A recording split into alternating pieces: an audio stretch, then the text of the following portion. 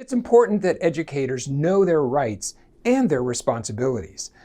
They have the academic freedom to teach about religion, and they have the responsibility to do it. Too often, because of misunderstandings of the idea of separation of church and state, educators think that the subject of religion is off limits, especially when it comes to Christianity. Teaching about other world religions is okay because that's multicultural, but teaching about Christianity, well, that violates the separation of church and state. In the case of Lynch versus Donnelly, the Supreme Court said this: the concept of a wall of separation between church and state is a useful metaphor, but is not an accurate description of the practical aspects of the relationship that in fact exists. The Constitution does not require complete separation of church and state. It affirmatively mandates accommodation, not merely tolerance of all religions, and it forbids hostility toward any. And what do you do with the fact that California state academic standards expect students to learn about the Bible and Christianity? You may be surprised to learn that when it comes to teaching about religion, California's academic standards are very good. In fact, some of the best in the country. And educators have both the right and the responsibility to address religion in their classrooms. Here's what the California Department of Education expects, for example, with 6th graders. When they learn about the Roman Empire and the birth of Christianity, the standard says this: students are to note the origins of Christianity and the Jewish messianic prophecies, the life and teachings of Jesus of Nazareth as described in the New Testament, and the contribution of St. Paul the Apostle to the definition and spread of Christian beliefs. And then it gives examples. For example, belief in the Trinity, resurrection, and salvation. Every 6th grader in California. In the 7th grade, the History Social Science Framework, adopted in 2016, recommends this: through selections from biblical literature, students will learn about those teachings of Jesus that advocate compassion, justice, and love for others.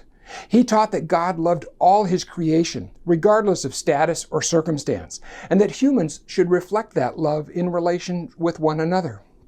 Jesus shared the Jewish belief in one God, but he added the promise of eternal salvation to those who believe in him as their Savior. In 8th grade English, students are to analyze how a modern work of fiction draws on themes, patterns of events, or character types from myths, traditional stories, or religious works such as the Bible, including describing how the material is rendered new.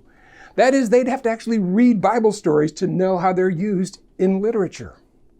In the 11th grade, students are to analyze the similarities and differences between the ideologies of social Darwinism and the social gospel.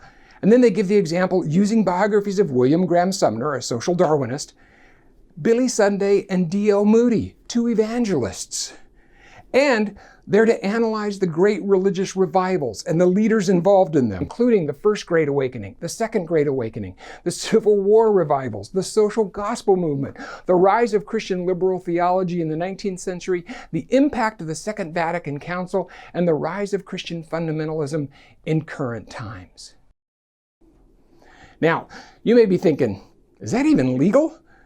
Well, California has a law that protects teachers when they use the Bible or other religious text in the classroom. Here's what it says: Education Code 51-51-1. It states, nothing in this code, that is, these laws, shall be construed to prevent or exclude from the public schools references to religion or references to or the use of religious literature, dance, music, theater, and visual arts, or other things having a religious significance, when such references or uses do not constitute instruction in religious principles, that is, they're not teaching Sunday school, or aid to any religious sect, church, creed, or sectarian purpose, and when such references or uses are incidental to or illustrative of matters properly included in the course of study.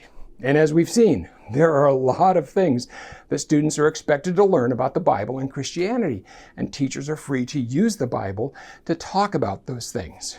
So, now you know. Educators have the academic freedom and the responsibility to teach these things. If you'd like a copy of our research for your state, we'd love to send it to you. Visit gogateways.org/standards. Thank you very much.